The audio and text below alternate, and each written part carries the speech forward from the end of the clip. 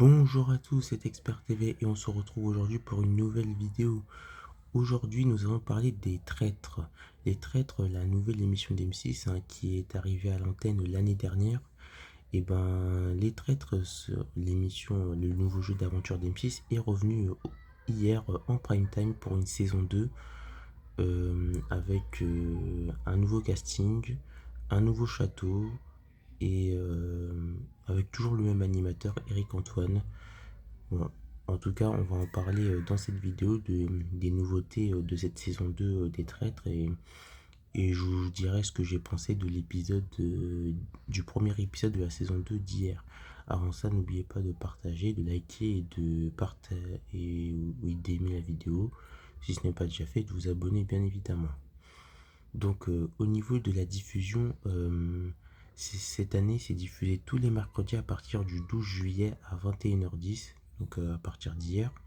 En 2022, c'était diffusé à partir du 17 août 2022, toujours le mercredi à 21h10. Au niveau du lieu de tournage, la saison 2 a été tournée début mars 2023 dans le château du Val de Lantos, de... Oula, je prononce un peu mal, le Val de Landre. Bon, désolé si je prononce mal. Donc c'est dans le département du Cantal. Donc ils ont tourné la saison 2 pendant une semaine. Par la saison 1, les traîtres étaient tournés dans le château de Beauvoir à Saint-Pourçain sur Besbre, dans l'Allier. J'espère que j'ai bien prononcé. Alors pourquoi ce changement? Alors Mathieu Chalvignac, qui est le producteur artistique chez Studio 89, donc la société qui produit l'émission, il explique que l'an passé le château ressemblait à la journée à Agatha Christie, enfin à l'univers d'Agatha Christie, le soir le château ressemblait à l'univers d'Harry Potter. Et pour la saison 2, il voulait qu'on soit à 100% dans l'univers d'Harry Potter. Donc c'est pour ça qu'ils ont changé de château. Passons maintenant aux candidats. Donc 18 candidats cette année contre 14 l'année dernière. Je vous les présente tout de suite. La première candidate s'appelle Andy Raconte. Donc Andy Raconte, elle a 36 ans. Alors ce nom vous dit peut-être rien, mais pour les fans de télé-réalité, ce nom vous dit peut-être quelque chose car elle a participé à la première saison de Secret Story en 2007 sur TF1. Aujourd'hui, elle a une chaîne YouTube qui s'appelle So Andy et elle est suivie par près de 3,5 millions d'abonnés. Le deuxième candidat est Claude Dartois, chauffeur de maître dans la vie. Il a participé 4 fois à koh et détient le record de victoires individuelles avec 22 épreuves remportées au total. Il a aussi participé à des jeux d'aventure comme Ninja Warrior et Fort Boyard. Son expérience en koh lui aidera sûrement à perdurer dans le jeu. Le troisième candidat est Kairon. Il a 40 ans. Il est réalisateur et acteur dans la vie. Il a été notamment révélé dans la mini-série Bref, diffusée pendant le grand journal de Canal+ en 2011 et 2012. La quatrième candidate est très connue des réseaux sociaux car il s'agit de Juju Fitcat, célèbre notamment pour être la femme du youtubeur Thibaut InShape. Elle compte plusieurs millions d'abonnés sur YouTube. Et voilà son mari Thibaut InShape, youtubeur qui fait des vidéos sur la musculation. Voilà, qui est youtubeur spécialisé dans le sport. Il a plusieurs millions d'abonnés et à eux deux, Thibaut InShape et sa femme Juju Fincat, ils comptabilisent 12,5 millions d'abonnés. La prochaine candidate est Nathalie Marquet, donc, connue pour être la femme du journaliste malheureusement décédé l'année dernière, Jean-Pierre Pernaut. Elle a 2 enfants et l'un de ses enfants participe aussi à cette saison des Traîtres. Elle est aussi connue pour avoir été Miss France 1987, la première édition à être diffusée à la télévision. et elle est aussi comédienne au théâtre. Voilà son fils Tom Pernaut, donc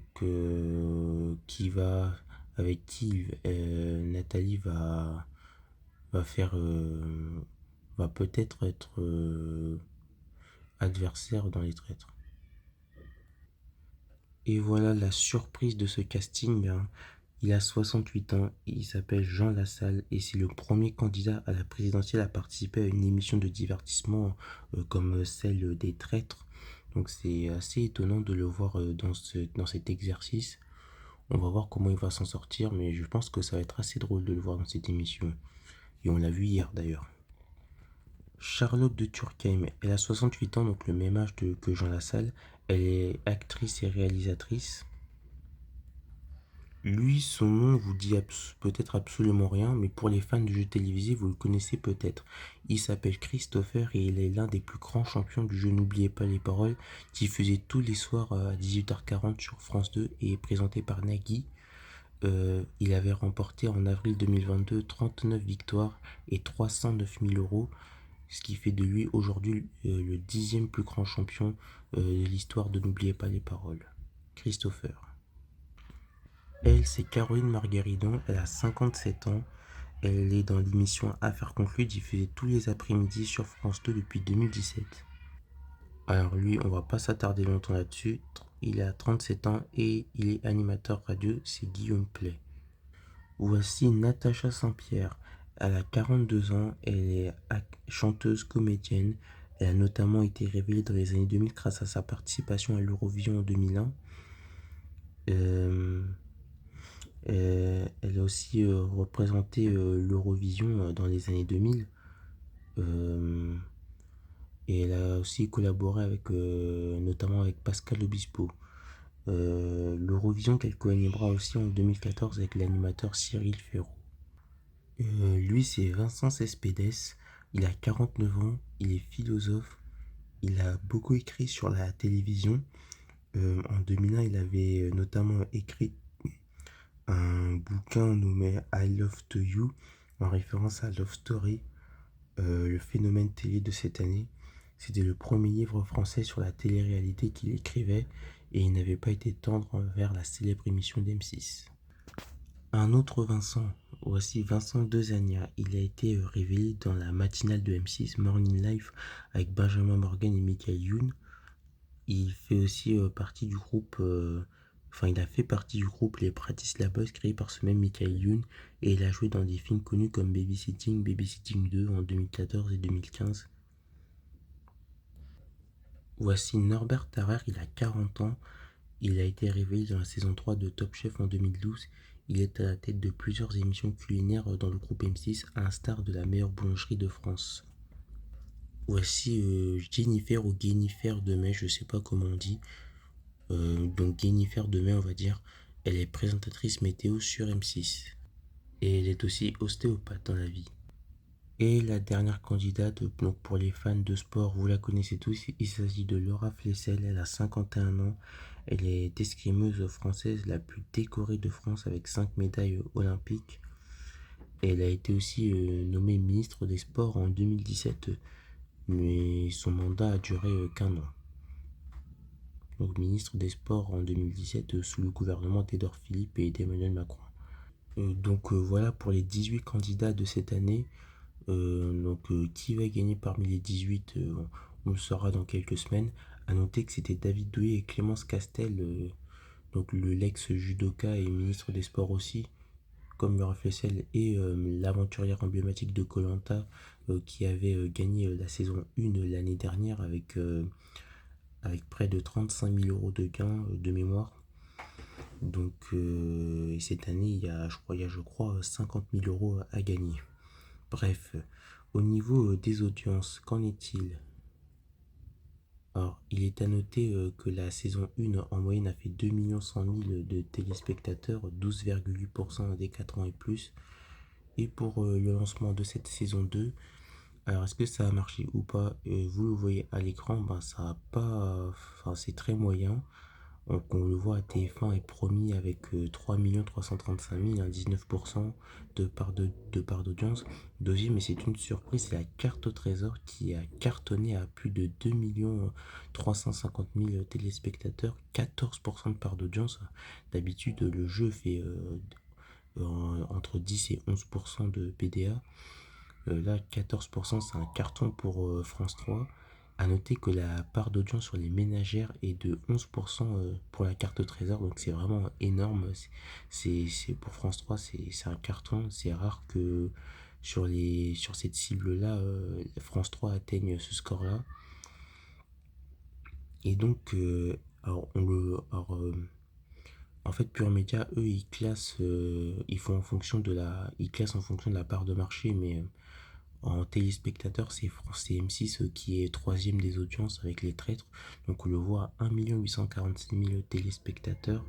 Alors c'est pour la première partie pour le premier épisode d'hier soir de 21h10 à 22h10. Donc 1 850 000 téléspectateurs, 10,1% de part d'audience, mais 26% sur les femmes responsables des achats de moins de 50 ans. Donc, bon score sur les ménagères, mais par contre sur les 4 ans et plus, c'est un résultat en forte baisse par rapport à l'année dernière où le jeu avait réuni 2 440 000 de téléspectateurs, 15,1% de part de marché et 38,3% des FRD à moins 50 sur l'ensemble de la soirée, 21h10 et 23h30. Donc, et l'année dernière, sur les FRD à moins 50, les Traîtres avaient signé le score historique pour un démarrage d'une émission de divertissement sur M6. Donc un record battu de 21 ans avant le record était détenu par Love Story avec 32% sur les ménagères. Et maintenant ce record appartient aux Traîtres avec 38,3%. Bon, ce record n'a pas été battu, mais 26%, ça reste très bien aussi. C'est un très bon score.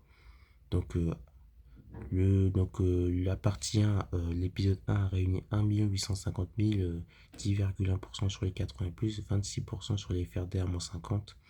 Et pour la partie 2, donc de 22h10 à 23h10, 1 740 000 de téléspectateurs ont poursuivi cette soirée sur M6, 11,8% des 80 et plus et 27% des FRD à moins 50. Alors, je pense que ils auraient peut-être dû soit le programmer un autre jour, soit le programmer à la rentrée pour qu'il y ait plus de monde. Parce que finalement, le mettre face à la carte trésor qui on le sait, hein, Cyril Ferraud est assez populaire. Enfin, il arrive à réunir toutes les générations devant ses émissions. C'était peut-être pas une bonne idée. Alors, ils étaient devant la carte trésor hein, l'année dernière M6, mais là, cette année, ça semble pas être le cas.